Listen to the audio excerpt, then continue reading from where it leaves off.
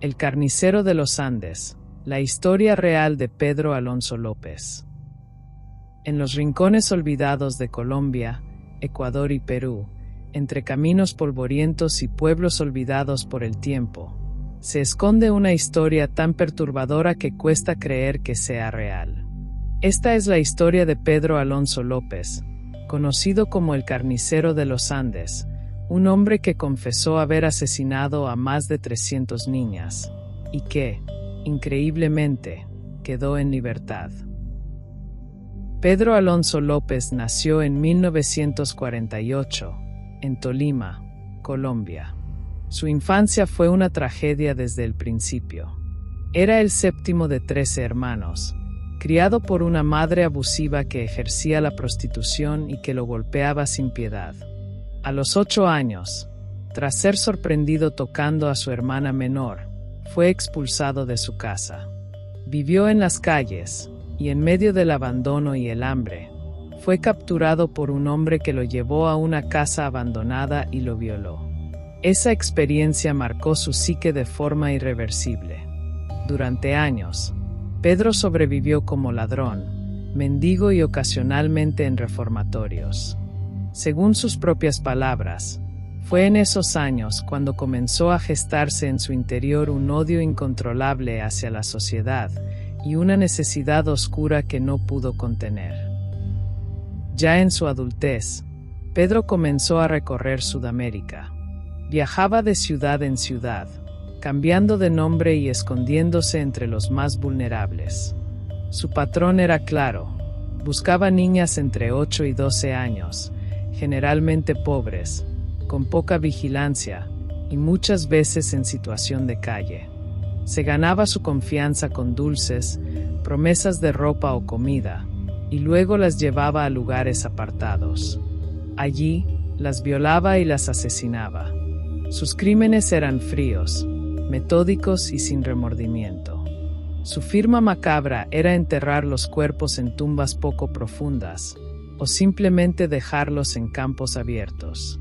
En una de sus confesiones, Pedro afirmó que su preferencia eran las niñas porque eran inocentes y porque quería que murieran vírgenes. Palabras que estremecen hasta el más frío de los investigadores. Durante los años 70, muchas familias en Ecuador, Colombia y Perú reportaban desapariciones de niñas. Pero en pueblos alejados, donde la policía apenas tenía recursos, esos casos eran archivados como niñas fugitivas. Fue en Ecuador donde su ola de crímenes alcanzó niveles aterradores. Se calcula que asesinó a más de 100 niñas en ese país solamente. Pero fue una desaparición en Ambato la que cambió todo.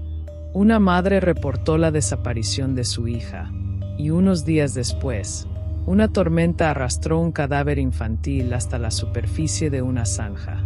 Las autoridades finalmente comenzaron a conectar los puntos. Pedro fue arrestado en 1980, cuando intentaba llevarse a una niña en un mercado. La policía, tras interrogarlo, no logró que confesara nada.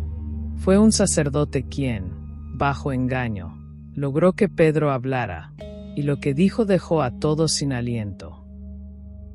Pedro confesó haber asesinado a más de 300 niñas, muchas de ellas en Colombia, Ecuador y Perú. Llevó a la policía a varias fosas comunes donde yacían los cuerpos. Los agentes encontraron restos humanos en distintas etapas de descomposición. Durante los interrogatorios, Pedro hablaba con calma. No mostraba arrepentimiento. Decía que su trabajo estaba hecho y que ya había limpiado el mundo de muchas tentaciones.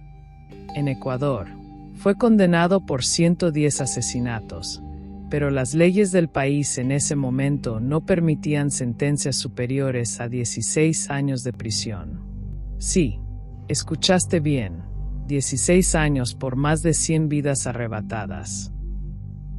Pedro cumplió solo 14 años en prisión. Fue liberado por buena conducta en 1994. Fue deportado a Colombia, donde pasó un breve tiempo en un hospital psiquiátrico, y luego desapareció. Algunos rumores dicen que cambió de identidad. Otros afirman que fue asesinado en una pelea callejera. Pero la verdad es que nadie sabe con certeza dónde está Pedro Alonso López. Un hombre que podría haber asesinado a cientos de niñas, camina libre. O caminó libre durante años. Y cada tanto, cuando desaparece una menor en alguna zona rural, el fantasma del carnicero de los Andes vuelve a surgir. Pedro Alonso López no es solo un asesino en serie.